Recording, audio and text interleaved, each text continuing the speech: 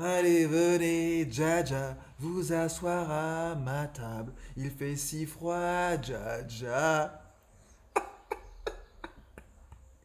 Non, t'as compris ou pas? En fait, je me suis dit, si on inversait le game, tu vois, si on faisait chanter Edith Piaf, Jaja, donc ça donnerait ça. Donc j'ai fait une espèce de remix un peu foireux, mais j'aime bien délirer comme ça. Ah, tu me connais, bref.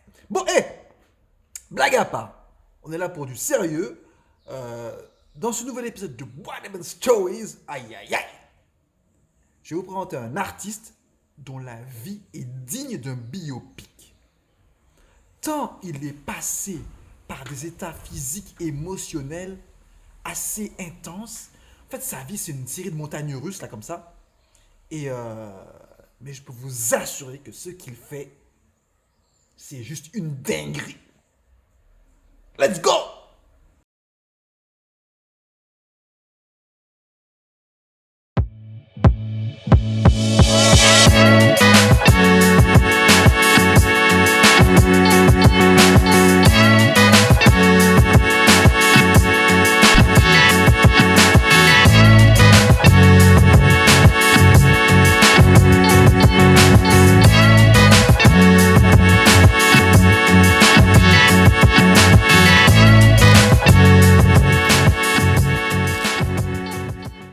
Justin Waddington. Ce nom ne vous dit rien, pourtant ce mec pèse lourd. I am definitely in the market for a Justin Wallington original. De l'ex-basketteur Shaquille O'Neal, en passant par l'humoriste Kevin Hart, sans oublier l'actrice Brooke Shields, ex-Madame Agassi, les plus grandes stars en sont fans.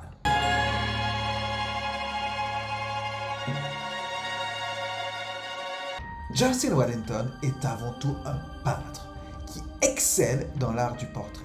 Il tire sa principale inspiration du hip-hop. À voir ces magnifiques portraits de Jay-Z ou encore de Nas, on ressent toute sa passion pour ce mouvement culturel. Waddington puise aussi son inspiration dans le milieu du 7e art. Les œuvres telles que Get Out ou encore Batman l'ont fortement influencé. Il lui arrive également de peindre des objets ou encore des natures mortes qui sont tous en lien avec la pop culture.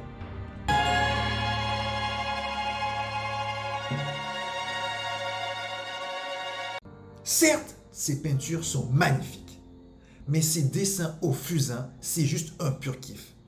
En fait, il met autant de détails que possible afin de se diriger vers un style qu'on appelle l'hyper-réalisme. Quand on regarde ses œuvres, on se pose vraiment la question, est-ce que c'est la reproduction d'une photo ou alors tiré de son imagination, tant le soin du détail est poussé à l'extrême.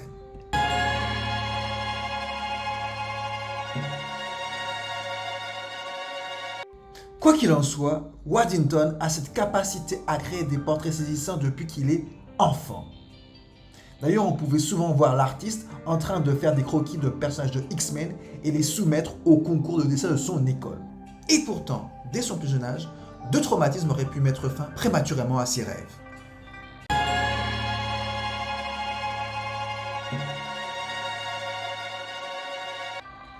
Waddington grandit dans le sud-ouest de Philadelphie, dans un milieu pauvre. Il perd son père à l'âge de 2 ans et sa mère, atteinte de maladie mentale, a été assassinée alors qu'il n'avait que 5 ans. Mais plus grave encore, Waddington va être aveuglé à l'âge de 5 ans avec la perte de son œil gauche.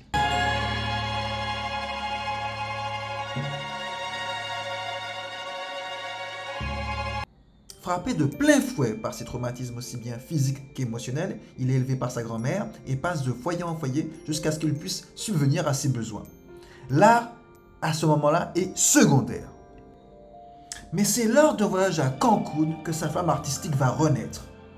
Alors qu'il était dans la salle de pause dans l'aéroport, il se met à dessiner à nouveau et à partager son travail sur les médias sociaux. Et grâce au portrait qu'il a fait de Kevin Hart, il commence à attirer les regards et à se faire un nom dans les galeries d'art jusqu'à créer un film autobiographique sur sa success story. That's all folks! Mais Wakandais, je vous avais pas menti quand je vous ai dit que sa vie était digne d'un biopic. C'est le moins que l'on puisse dire. Mais ce que j'aime beaucoup dans son parcours, c'est que c'est vraiment un exemple de résilience.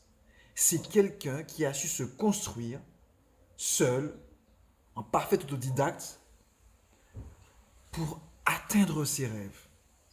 Et ça mérite le plus grand respect. Et on doit tous en inspirer. On a tous en nous ces ressources.